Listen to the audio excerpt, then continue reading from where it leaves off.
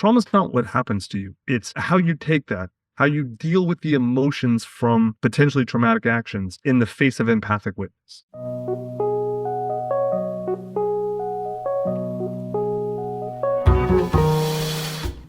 Tell me about you as a kid then. Like, what happens as a result of you experiencing this neglect? Like, who are you? What kind of shit do you get into, and what do you Yeah. like then?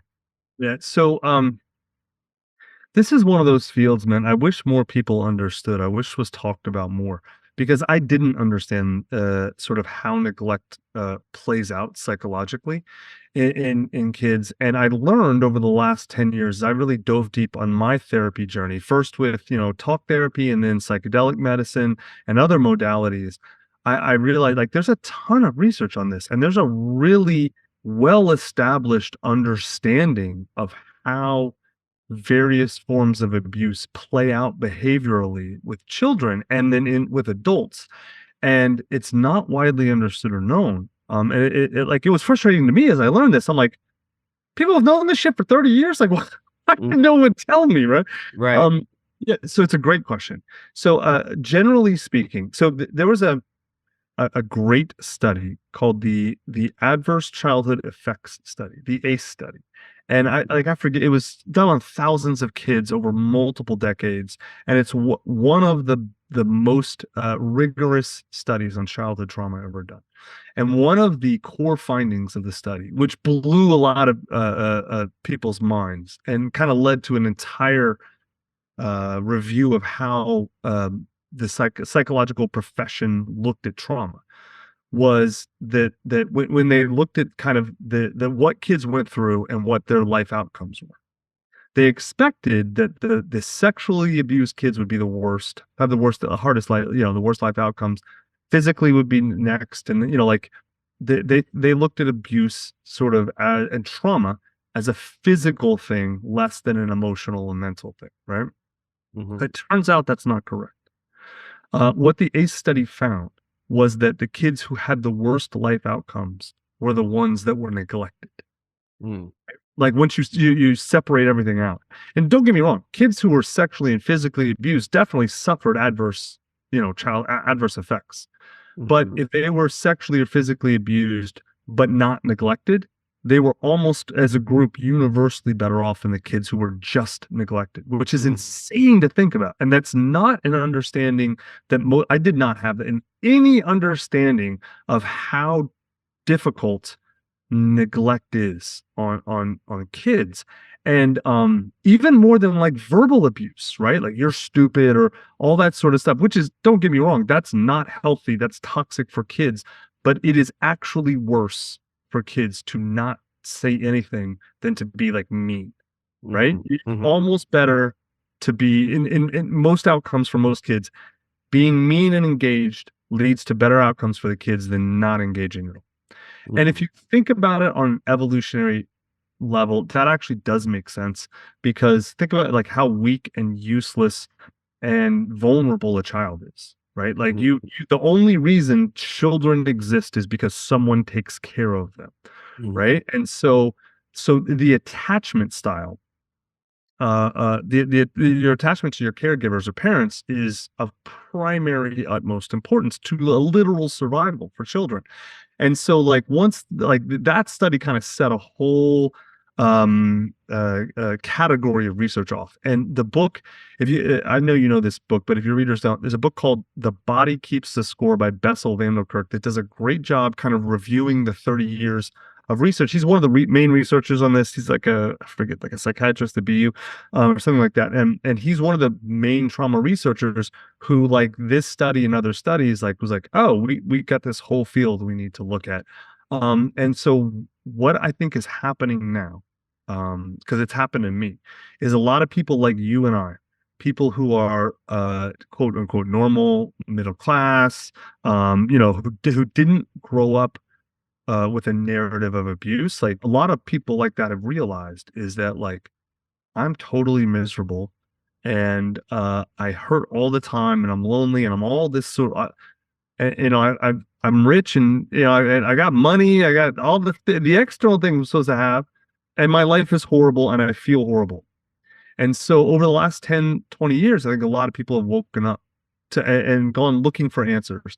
And the answers that a lot of people are realizing the answers are lay in their past, right? And they lay with the trauma that happened to them. Now, here's the thing.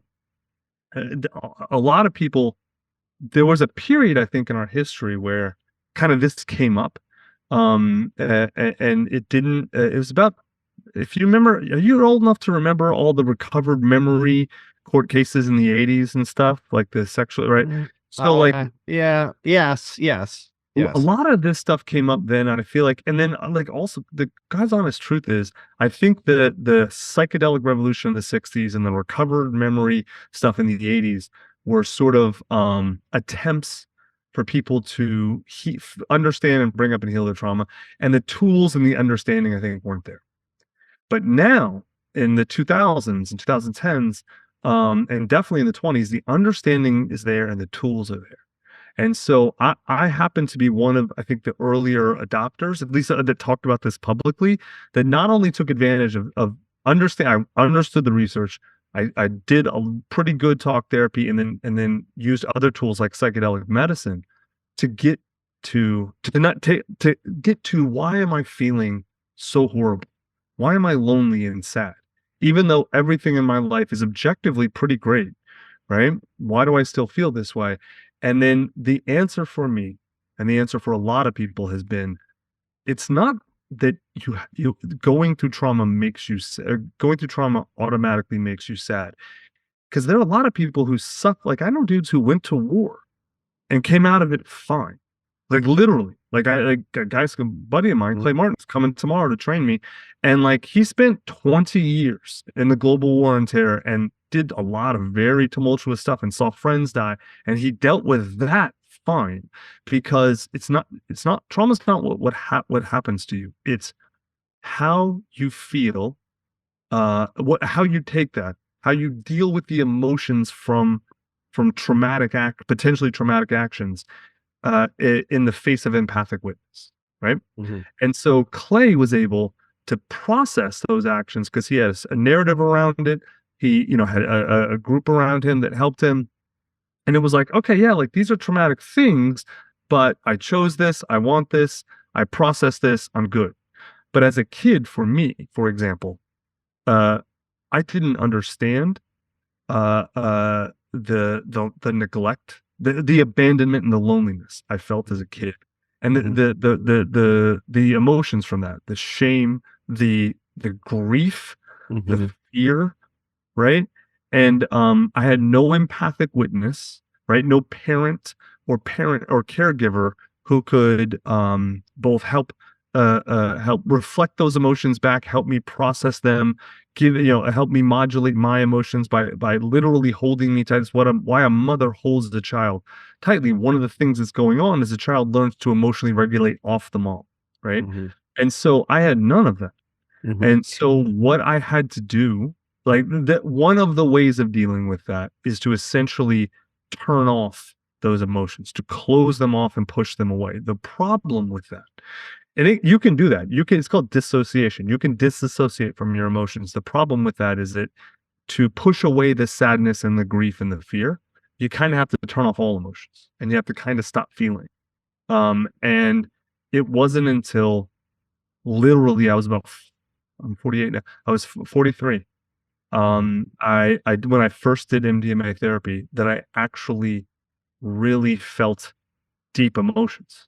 I hadn't, since I was a kid, I'd felt emotions. Like, I wasn't a sociopath, but I was feeling 10 or 20% of what I was capable of. And I can tell you very clearly, because when the first time I did MDA, I was married and I had 2 kids, and I loved my wife and kids with everything I had. And as soon as that MDMA hit me, it felt like my love went from, on a scale of 1 to 10, a 2 to a 10. Love didn't increase. What increased was my capacity to feel my emotions.